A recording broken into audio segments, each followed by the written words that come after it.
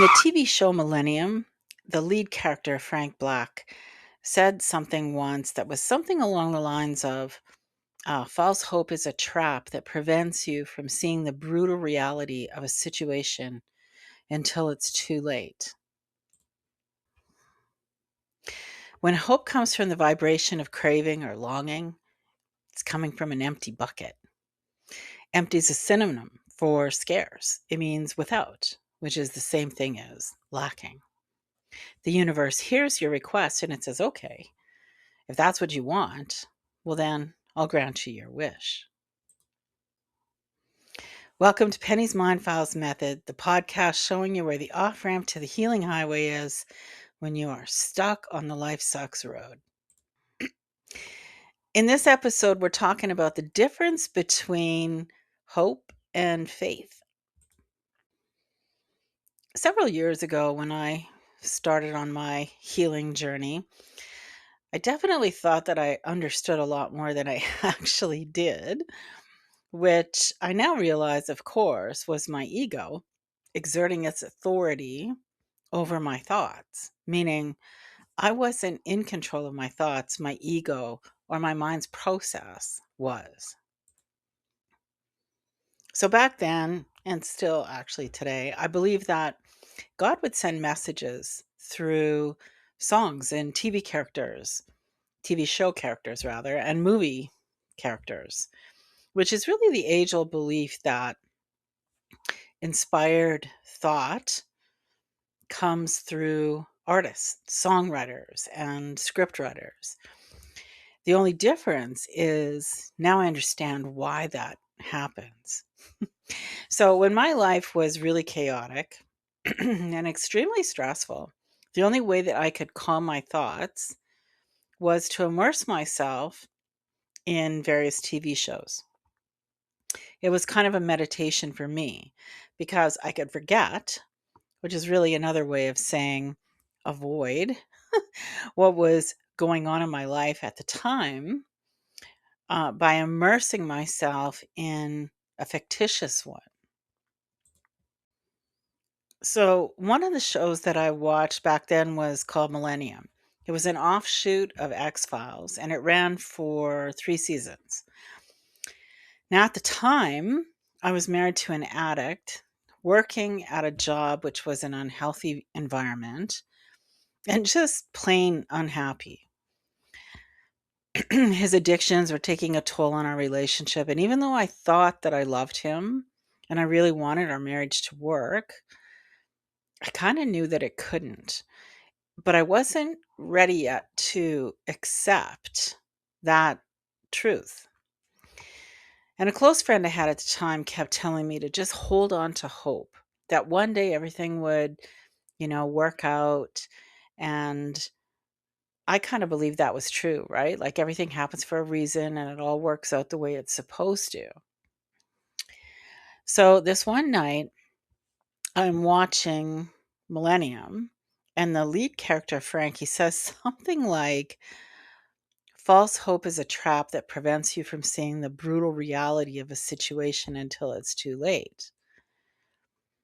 Like I felt like I got punched in the gut. Like it just hit me that hard, that line. I don't even remember what happened in the show after that. And I still remember it like it was yesterday.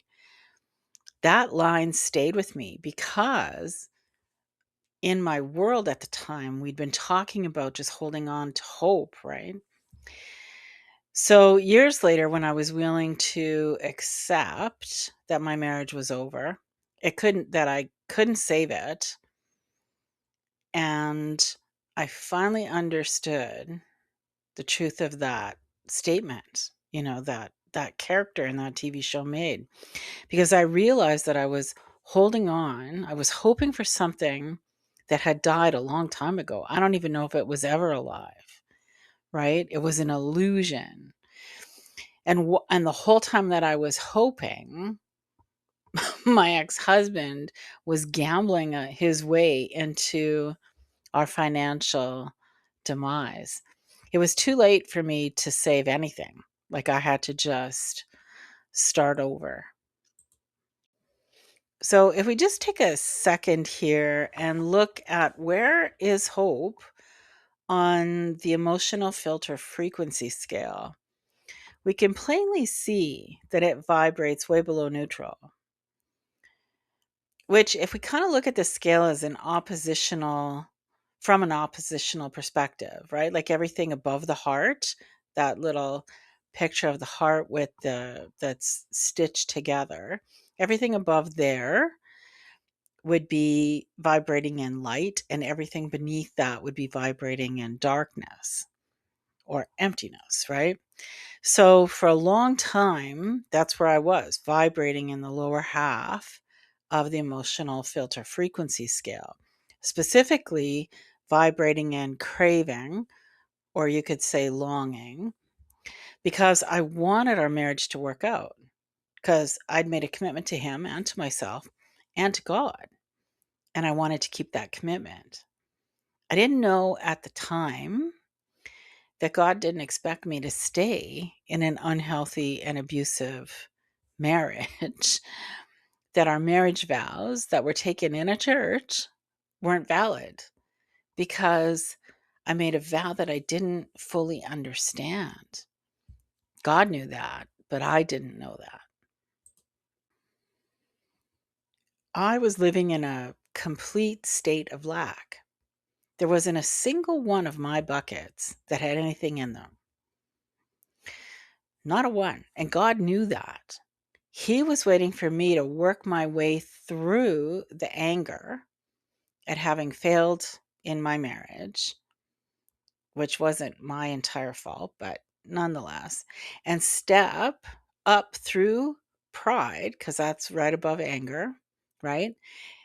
That kept reminding me that I should have known that why didn't I know? Why wasn't I smarter? If I'd only been smarter, right? Until finally I could work my way up further to grasp onto courage and learn how the hell to change my life so that I could finally be happy.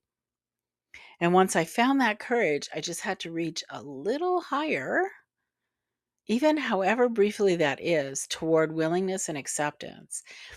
And once I did that, well, then I could choose to release myself from the hopeless cage that I'd put myself in. Now, that took me a couple of years because I had no idea what I was doing.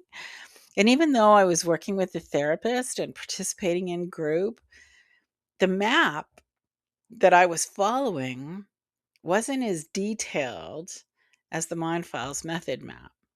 That's why I created it, right? Because I'm trying to give you a better map than I had so that you can find your way to love and joy a whole lot faster than I did. Now, hope doesn't always come from lack.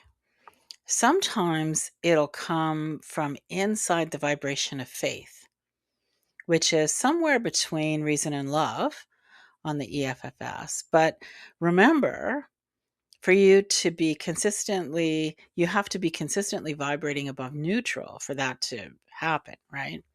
And that means that you would have had to resolve the majority, not necessarily all of them, but the majority of all of the files containing all of the emotions that are below neutral. So, how long does that take? Well, that all depends on how many files that you have in your cabinet, right? And how many of them are holding emotional filters that are vibrating below neutral and how intense they are, right? So, what does hope look like when it comes from faith? Like, how is that different? There's this song by Emerson Day called Middle of a Miracle. And in that song, there's this line that says, doesn't matter if it's broken or just ashes, there's hope. You're right in the middle of a miracle. And then a little ways later in the song, she sings, before the prison chains ever broke, there was a captive. Before 5,000 were fed, there was just one basket. If there was ever going to be light, there had to be darkness. Before there ever was an empty tomb, there was a cross first. You don't see it, but you're right in the middle of a miracle. So that kind of hope comes from deep faith. And it's different because when you have deep faith, you already know. Like there is no question in your mind whatsoever that whatever's coming your way on this road we call life, that God is working with you and for you. Now, here's where it gets a little complicated, but stick with me because it'll make sense. If we really dig into the lines of this song, we're going to understand what kind of faith that is.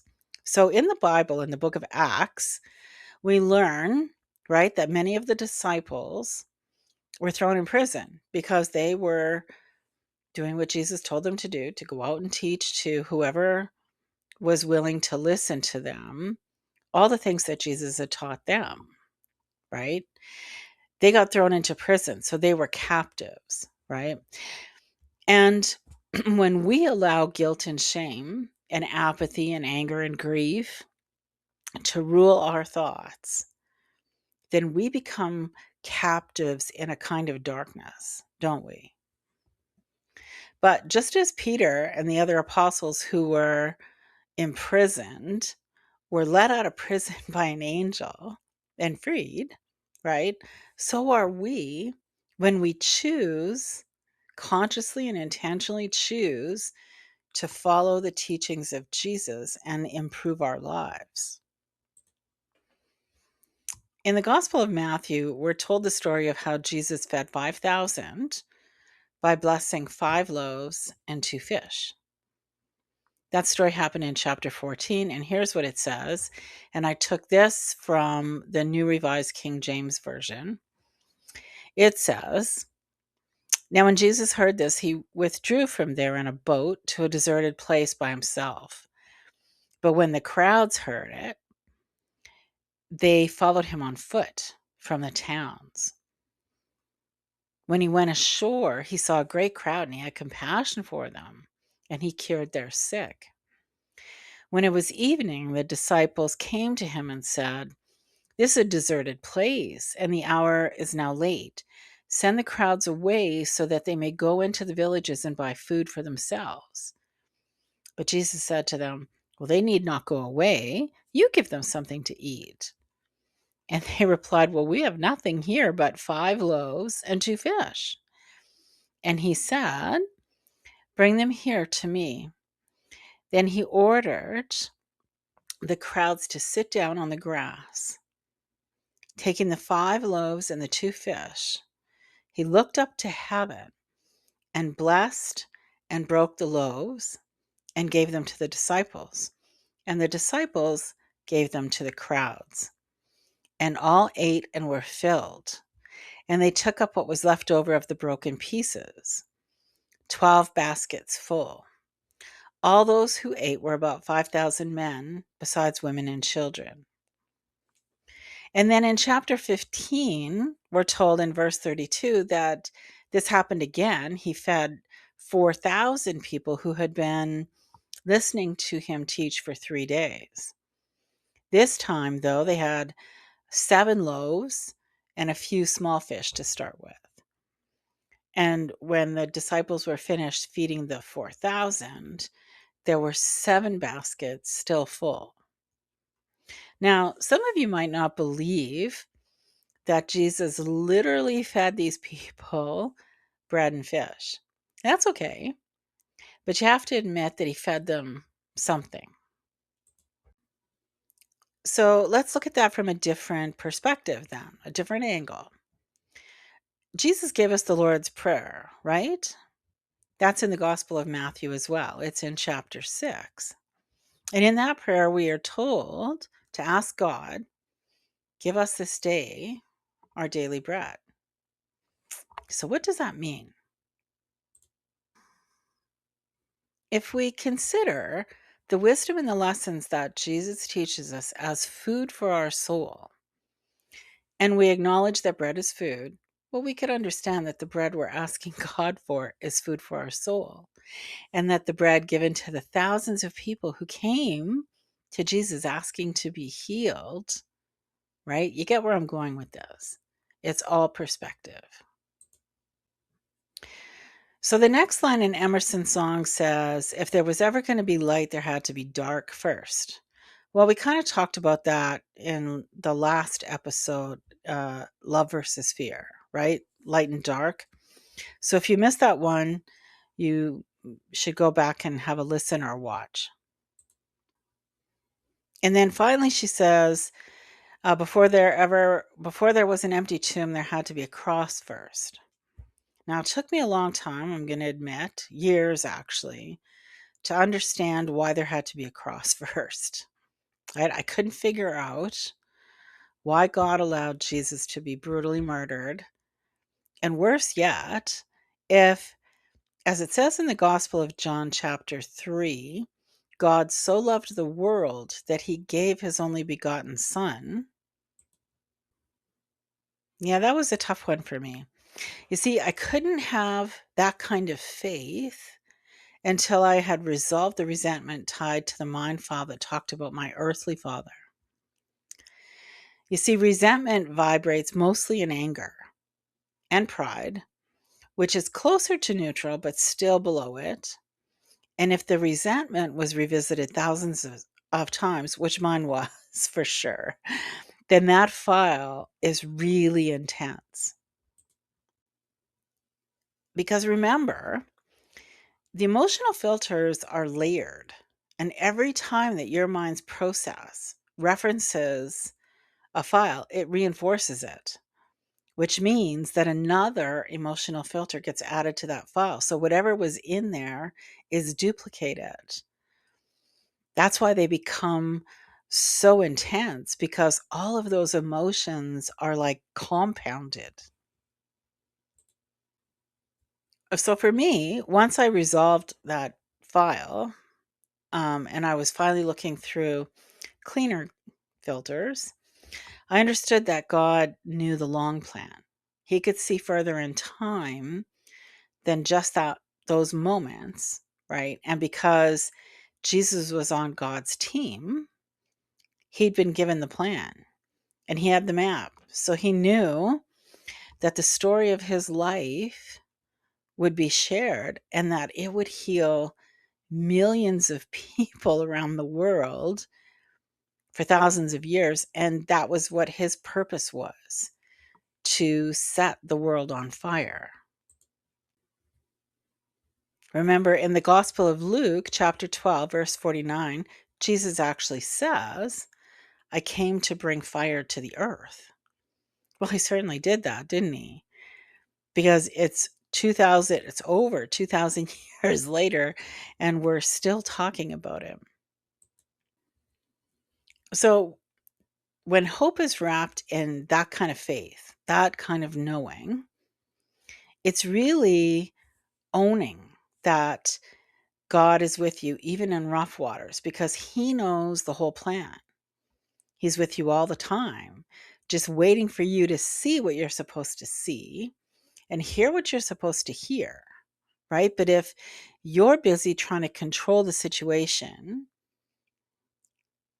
then you've dropped down into fear. You know that saying, faith over fear?